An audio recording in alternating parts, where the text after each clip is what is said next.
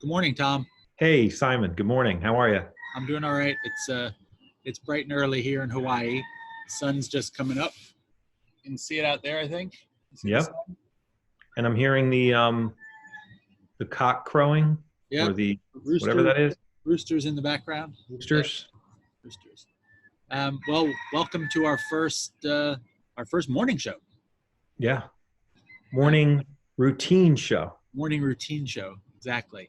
And I guess we had wanted to do this. We've been talking for a little while about doing this, maybe starting in September. I'm speaking for myself. I have routines. They're all gone. And part of them is I do wake up and do a routine, but I leave the house early and do another set of routines. And as a result, I don't wake up and do a routine right now. I don't, which is crazy, but I haven't been. Yeah. I feel like the motivation we had to do this morning routine show was that you and I both have morning routines, and they mean a lot to us. And we know that a lot of people have morning routines, and we wanted to share those routines. But we decided to start now because, like you just said, for all of us, whatever the routine was is out the window, right? Yeah. The kids aren't going to school, or there's no job to leave for, or carpool, or whatever it was that you usually do in the morning, meditation or eat a donut, right? It doesn't really matter.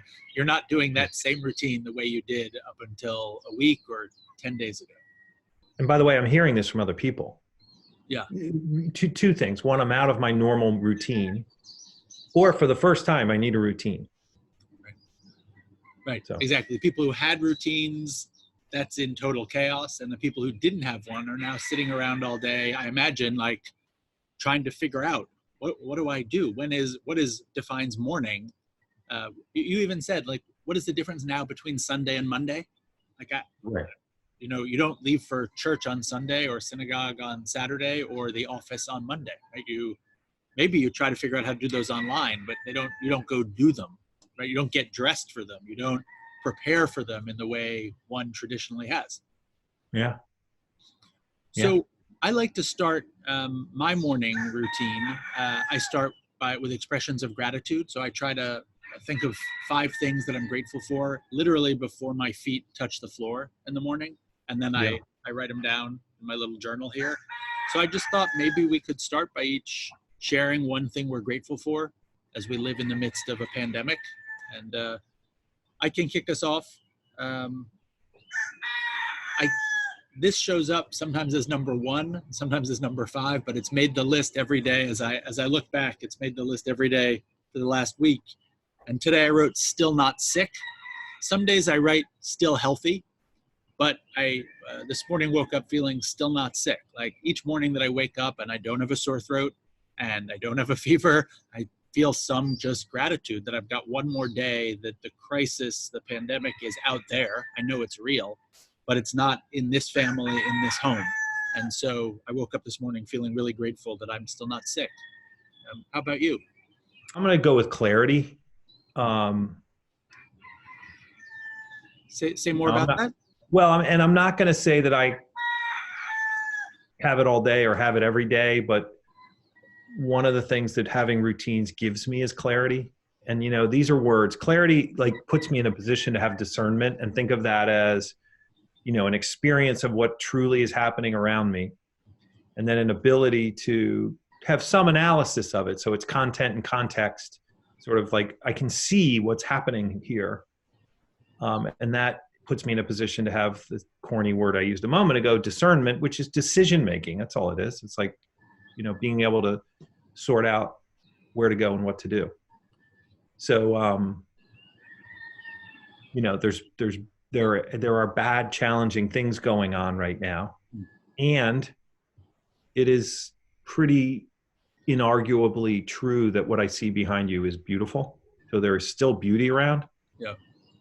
And having clarity, discernment allows me to just experience beauty, even in the midst of difficulty, which makes the difficulty easier to find the clarity in the difficulty. Yeah. Anyway. It's interesting that you mentioned clarity or discernment. Beginning to prepare for the show we were going to do starting in September, every day I would read about what people do for morning routines or morning rituals. I've always had my own, not I'm not an expert on it, but it's what I've done. It's what's given meaning and structure and depth, I think, in a lot of ways to my life. But I started studying online, like, what do other people do? And everyone studies show that you have more clarity and discernment, more ability to make decisions earlier in the day. It's interesting to me that they say, like, you leave out all your things the night before, like you set out the tea or the coffee or the clothes, because you don't want to waste your clarity of morning on small decisions like which socks do I wear, right? You want to save morning clarity and morning discernment to make big decisions and to think critically about things. And so the big writing project, they say, is better to do first thing rather than doing it late in the day when your discernment has worn down. So it's interesting that clarity was on your mind, and that's sort of what the experts on morning routines say about what we're best at first thing. Yeah. Yeah.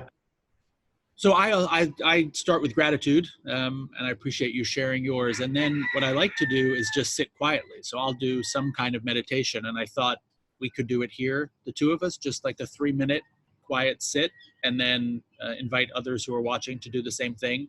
And I picked 3 minutes because I had read some interesting works by some Zen Buddhist teachers who were also engaged with kind of Western scientists.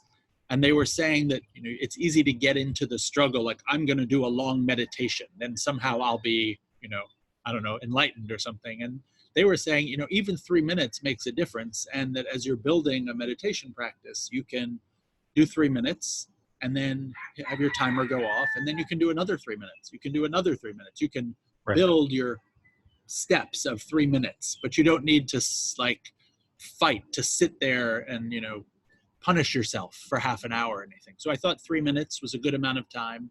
And, I don't know, do you have a meditation practice? Do you meditate? Yeah. I mean, so what I do is I have a way that I sort of dive into my meditation, and it's, I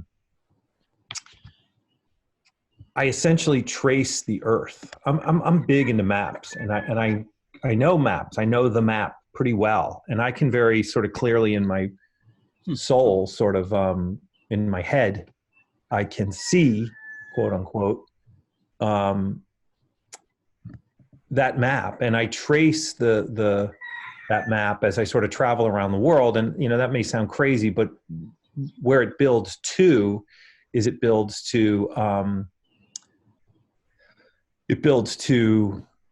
I then disappear into the universe.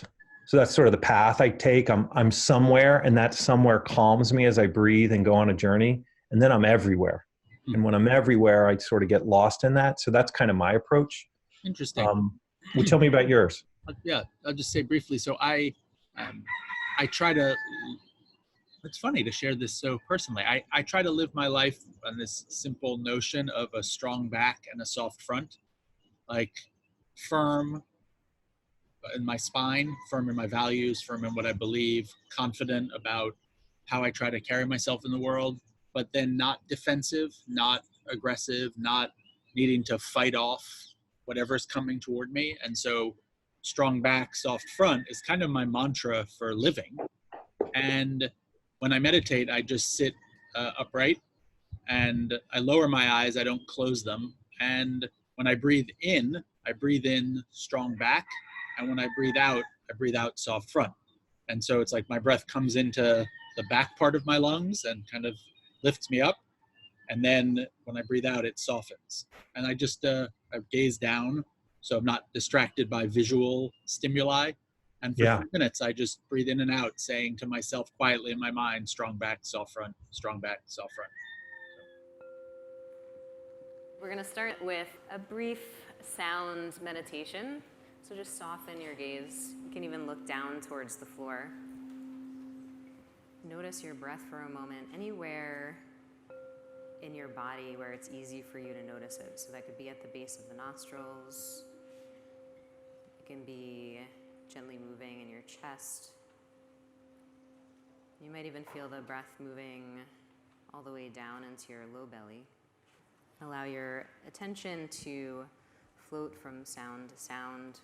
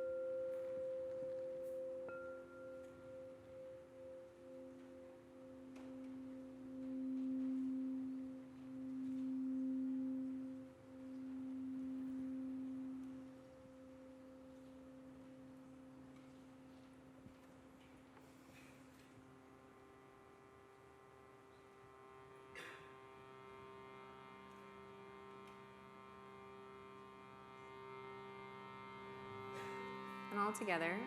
Gonna invite in a long breath through the nose for 4 counts. So breathing in, 2, 3, 4. Exhale through the mouth.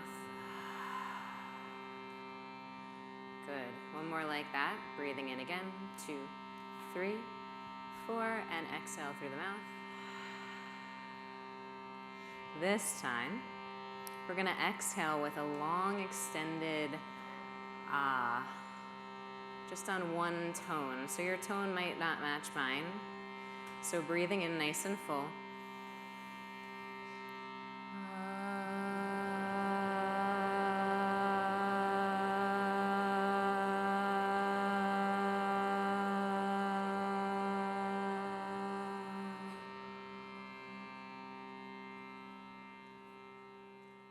Thank you so much.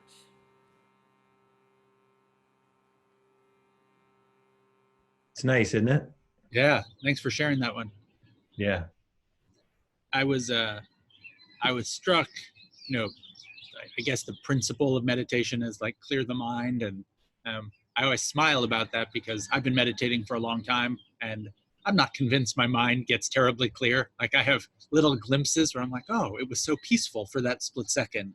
But mostly I notice my mind racing. And so if anything, meditation has given me like an awareness that my mind races, not like, oh, somehow I found peace because I meditate. And so I don't, with meditation and boxing, 2 things that I do a fair amount, I don't think I'm really, quote, good at them. You know, like I think we all strive to be really good at things in our lives. Like I want to be the best at that. And I feel like meditation and boxing are 2 things where I just keep going back to them, you know, regularly, daily, weekly. But I'm not great at them. And maybe it's only in America that we would think like, I want to be great at meditation. Like I imagine in Tibet, they just meditate.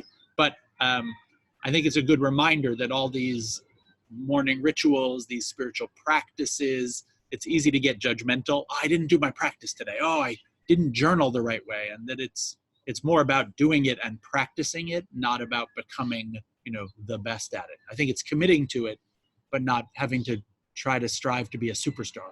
I don't know what you think. Yeah. Yeah. Well, look, I definitely strive to be a superstar a lot, and it's the wrong move. Now, I also do the opposite. You know, just a quick story. So I love CrossFit. And a couple of weeks ago, we did handstand push-ups and deadlifts. Well, I can't really do handstand push-ups. I have a bad shoulder. Plus, I'm not that strong. And I'm 54 years old. I mean, I'm one of the older guys in the class. And basically, I went heavier on deadlifts because I'm not macho enough to do the other thing. And like the macho balance was so far out of balance that I blew my back out. Ugh. It's just so stupid, you know? And look, surrender as a way of sort of being a person who lives like a recovery life. Surrender is something I had to be taught because I come from a family where I love my family, but it's my father's a Marine, my brother's a Marine. Gut it out is the way to get through life. That's the interesting. I mean, I've thought a lot about this in this moment we're in right now. Like the irony is you've got to retreat to help people. Now that's not probably exactly true, but totally agree with what you're saying. And I'm way better at it. I really am much better at it. And maybe that's an ironic way to put it. Yeah, you said not macho enough, and I thought in not enough anything, there is usually huge insight into what we're struggling with, right? Yeah. Whenever the story in my head is I'm not enough, whatever it is, if I take too seriously that like, oh, I'm not enough, but I'm gonna, right? The chances are that thing is headed, on a collision course with disaster. Like I'm not being a good enough dad. Right? Well, okay, maybe I'm not. And so I should recommit myself to doing better, but not because I'm, locked into enough, That's what this is. This is my journal. Now, I'm not a good enough dad. There's a long list there, right? I got my issues, and I find I can communicate with myself here in a way that is actually pretty useful along the lines of things like what you're talking about. And I can write things down like, here's a place where I'm not the kind of father I want to be, or here's a better way to father. I do that. Do you mind, Tom, sharing a little something from your journal? No. I mean, for me, the basics of my journal, and I'm pretty much 100% and have been for a few years. I think it's important for me, that there are dates. Every page is a day. Uh-huh. And so there can't be any empty pages. And if I have, I mean, that's later in the year, but here's the beginning of the year, right? So if there are empty pages, I know it, and it sticks out like a sore thumb. And anyway, but it's gratitude, intention, looking back. Intention is a look forward for me. It's, may I be a better father this day? May I work hard for clarity this day? Like, those are the kinds of things that I would write as an intention. And then I might write things like, I'm traveling too much. It's taking me away from my family, and it's making me less useful to my business. And there are ways, and if I read that, well, first of all, when I write it, that's where discernment begins, is just an acknowledgement of something. And then when I read it, which, by the way, if I'm honest, I don't read it that often. I don't. But when I do. Though I don't think you need to. I think the act of recording, they always say, like, if you want to lose weight, write down what you eat. If you want to save money, write down what you spend on. You don't have to decide you're changing. But when you record, the self-awareness that comes with it. So similarly, I think if you want to live a discerning life, if you want to live a loving life, tracking, an intention for the day, a plan for the day, a reflection on the day that documents, I did those things or I didn't, because they're not things that happen in theory, right? They happen actually in time, right? I did that. I, went to the beach and I played in the waves with my son yesterday for 2 hours. Like, that time, riding the waves together and just chatting as we sit in the sand, like, I put that down. And when I wrote it down, the teary feeling I had of, like, I wouldn't trade that moment for anything in my life. Like, that's living life the way I want to live it. And I captured it here, and that reminds me how good it feels, and it motivates me to do it again. Yeah. Listen, I want to be clear, if anyone ends up watching this, I'm a freak show, and I am not this guy. And I say that because if you're thinking, like, I will never do that, that's exactly what I said. I am a spastic person who only later in life found my way here. And I've stayed here. I actually am disciplined in certain ways now because I live a better life when I do that. And this sits at the center of my life. Like, this is where I write, did I meditate today? And this is where I consider things I'm not proud of that I did the day before. And over time, I evolved into something that is at least a little healthier than I used to be. And I say that because, like, that's how I was. I've run many marathons. In the beginning, I was like, there's no way I am going to be able to run a marathon. If a jamoke like me can run a marathon, people can run marathons. If you can do this, you can do this. I want to be clear on that. I imagine if I'm 51, if your 25 years ago self and my 25 years ago self were sitting here listening to the two of us talking about our meditation and our journal and our intention and our gratitude, those younger selves would be like, what happened to you guys? Like, what happened to you? And I guess what happened to me was that I got tired of racing to have to be perfect and be the best and prove it every day. And that gave way to something. Yeah. I mean, the line that I use is, I got sick and tired of being sick and tired.